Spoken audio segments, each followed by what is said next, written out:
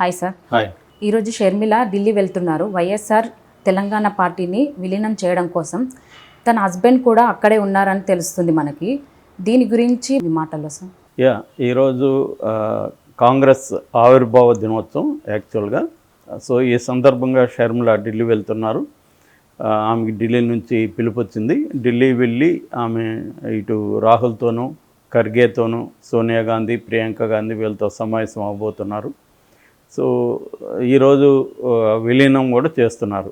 తన వైఎస్ఆర్టీపీ అంటారు ఆమె పార్టీని, వైఎస్ఆర్ తెలంగాణ పార్టీ. ఆ పార్టీని కాంగ్రెస్లో విలీనం చేయబోతున్నారు అనేది ఈరోజు వస్తున్న వార్తలు. ఆల్రెడీ గత కొంతకాలంగా వాళ్ళ హస్బెండ్ బ్రదర్ అనిల్ కుమార్ ఢిల్లీలోనే ఉండి గ్రౌండ్ వర్క్ అంతా ఆయన చేస్తున్నారు. అంటే విలీనానికి కావాల్సిన లాంఛనాలన్నీ కూడా ఆయన పూర్తి చేస్తున్నారు. ఈమె వెళ్ళి మాట్లాడి ఇద్దరు కలిసి ఒక ప్రెస్ మీట్ లాంటిది పెట్టి అనౌన్స్ చేయబోతున్నారు అనేది చెబుతున్నారు. దాంతోపాటు ఆమెకి కీలక పదవి ఏఐసిసిలో ఆమెకి ఆల్ ఇండియా కాంగ్రెస్ కమిటీ ఉంది కదా, దాంట్లో ఒక కీలక పదవి ఇస్తారు. ఉత్తర భారతదేశానికి సంబంధించిన కాంగ్రెస్ ఇన్ఛార్జిగా కూడా ఆమెను పెడతారనేది కూడా ఒక వార్త ఉంది.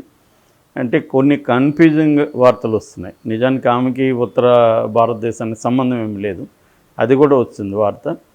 ఏదేమైనా ఆమె అయితే ఆంధ్రప్రదేశ్ రాజకీయాలకి అయితే ఎంటర్ అవుతుంది అనేది క్లియర్గా మనకు అర్థమవుతుంది. ఎందుకంటే గత కొంతకాలం ముందే ఆంధ్రప్రదేశ్ పిసిసి అధ్యక్షుడు గిడుగురాజు రుద్రరాజు క్లియర్గా చెప్పాడు, ఆమె తెలంగాణలో ఉండదు ఇక మీదట ఆంధ్రప్రదేశ్ కాంగ్రెస్ పార్టీలో కీలకమైన రోలు ఆమెకి ఇవ్వబోతున్నాం అని ఆయన చెప్పారు. దాన్ని బట్టి ఊహాగానాలు ఏంటంటే ఆమెకి కంప్లీట్గా ఆంధ్రప్రదేశ్ ఎలక్షన్ ఇన్ఛార్జిగా ఆమెను పెడుతున్నారు. ఎందుకంటే ఆంధ్రప్రదేశ్ నుంచి ఇన్ఛార్జిగా మాణిక్ ఠాకూర్ని పెట్టారు. సో ఆల్రెడీ అంటే ఇప్పుడు తెలంగాణ ఎన్నికలు అయిపోయింది కాబట్టి ఇక ఆంధ్రప్రదేశ్ మీద వాళ్ళు కాంగ్రెస్ పార్టీ ఫోకస్ పెట్టిందని చెప్తున్నారు. దీంట్లో భాగంగానే షర్మిలాని అక్కడ పెట్టాలి. ఎందుకంటే కాంగ్రెస్ పార్టీకి అక్కడ ఏ రకమైన హోపు సమీప భవిష్యత్తులో లేదు. చావు దెబ్బ అంటారు కదా, చావు దెబ్బ కాంగ్రెస్ పార్టీకి తగిలింది. దానికి ప్రధాన కారణం తెలంగాణ ఇవ్వడం, రెండోది ఈయన వైఎస్ఆర్ పార్టీ పెట్టడంతో జగన్ దాంట్లో ఉన్న వాళ్ళందరూ అటు వెళ్ళిపోయారు. ఇక మిగిలిన వాళ్ళు ఎవరు కూడా యాక్టివ్గా లేరు. రఘువీరారెడ్డి ఇలాంటి వాళ్ళు మధ్యలో వ్యవసాయం చేసుకుంటున్నారు. ఈ మధ్యనే ఆయన్ని మళ్ళీ కాంగ్రెస్ పార్టీ కొద్దిగా యాక్టివేట్ చేసింది. ఏదేమైనా ఆయన పెద్దగా అంత యాక్టివ్లా అసలు ఆయన గుర్తుపట్టలేకుండా కూడా మారిపోయారు. గడ్డమది పెంచి 2 వీలర్లో తిరుగుతూ అలాగా సామాన్యులాగా కనబడుతున్నారు. ఈ మధ్య వచ్చి 2-3 ప్రెస్ మీట్లో మాట్లాడారు. ఏదేమైనా ఆయన కంప్లీట్గా ఓన్ చేసుకొని చేసే పరిస్థితి కనబడలేదు. ఇక రుద్రరాజు ఆయన కూడా అంత యాక్టివ్ కాదు, ఆయన ప్రామినెంట్ లీడర్గా కూడా లేరు ఎప్పుడు.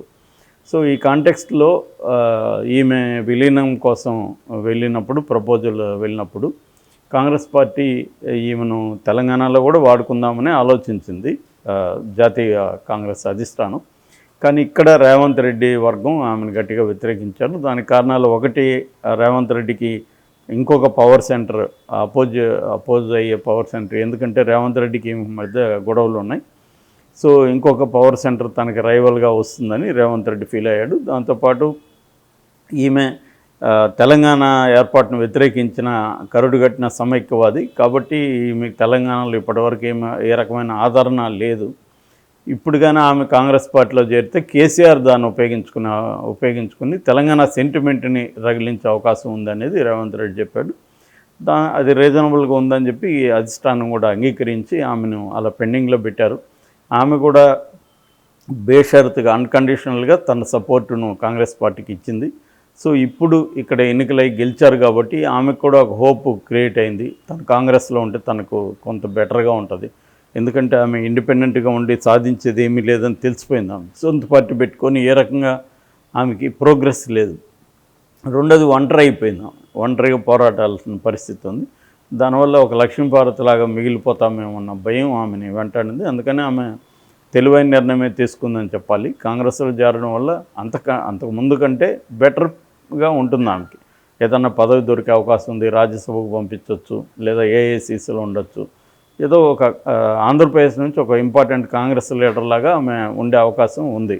మహిళ కాబట్టి రేపొద్దున కాంగ్రెస్ మహిళా విభాగంలో కూడా ఆమెకి ఇంపార్టెన్స్ రావచ్చు. ఎందుకంటే మొన్న కేరళలో కూడా రాహుల్ గాంధీ ఏం చెప్పాడు, 2050 అంతా సగం మంది సీఎంలు, మా పార్టీ నుంచి ఎన్నికైన సగం మంది సీఎంలు మహిళలే ఉంటారు, మేము మహిళలకి చాలా ఇంపార్టెన్స్ ఇస్తున్నామని చెప్పాడు ఆయన. ఆల్రెడీ బిల్లు కూడా 2029 నుంచి మహిళలకు లోక్సభలో ఎమ్మెల్సీలు అన్నింటిలో కూడా చట్టసభల్లో 33% రిజర్వేషన్ కూడా బిల్లు పాస్ అయిపోయింది. ఈ యాంగిల్లో చూసుకున్నప్పుడు భవిష్యత్తు మహిళలు పెద్ద ఎత్తున రాజకీయాల్లో లీడర్స్గా వచ్చే అవకాశం ఉంది. కాబట్టి ఈమెకి కాంగ్రెస్లో ఎంతో కొంత భవిష్యత్తు అయితే ఉంటుంది. సో అది ఆ రకంగా ఆమె తెలివైన నిర్ణయం తీసుకుంది. ఇప్పుడు కాంగ్రెస్ పార్టీ ఆలోచిస్తున్నది ఏంటంటే, ఆంధ్రప్రదేశ్కి ఇన్ఛార్జిగా ఏమైనా పెడితే వైఎస్ఆర్సీపీ నుంచి చాలామంది వలసలు వచ్చే అవకాశం ఉంది. వాళ్ళందరూ తెలుగుదేశానికి వెళ్ళే అవకాశం లేదు. ఎందుకంటే తెలుగుదేశం జనసేన పొత్తున్నాయి కాబట్టి వాళ్ళందరినీ అకామిడేట్ చేసే పరిస్థితి తెలుగుదేశంలో లేదు.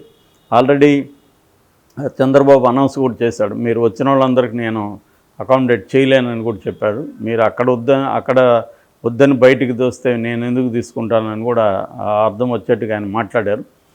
కొద్దిగా బలమైన లీడర్లు ఉంటేనే రావాలి. కొంతమంది ఏమో జనసేనలో చేరే అవకాశం ఉంది. మొన్న ఎమ్మెల్సీ ఆయన కూడా జనసేనలో చేరాడు. సో ఈ నేపథ్యంలో పెద్ద ఎత్తున కాంగ్రెస్లోకి వచ్చే అవకాశం ఉంది. ఎందుకంటే ఈమె కూడా వైఎస్ఆర్ కూతురు కాబట్టి ఈమెకు కొంత స్టేక్ ఉంటుంది అనేది ఒకటి. రెండోది, ఈమె డైరెక్ట్గా తెలుగుదేశానికి సపోర్ట్ చేయబోతుందా లేదా అనేది కూడా వెయిట్ అండ్ వాచ్ చేయాల్సిన అవసరం ఉంది. ఎందుకంటే లోకేష్కి ఆమె క్రిస్మస్ గిఫ్ట్ పంపింది మొన్న. సో ఈ కాంటెక్స్లో అందరూ కూడా ఇప్పుడు ఊహాగానాలు ఏంటంటే, చంద్రబాబు 2 ఆప్షన్లని ఓపెన్గా ఉంచాడు. ఒకటి బీజేపీతో పొత్తు, రెండోది ఇండియా కూటమితో పొత్తు.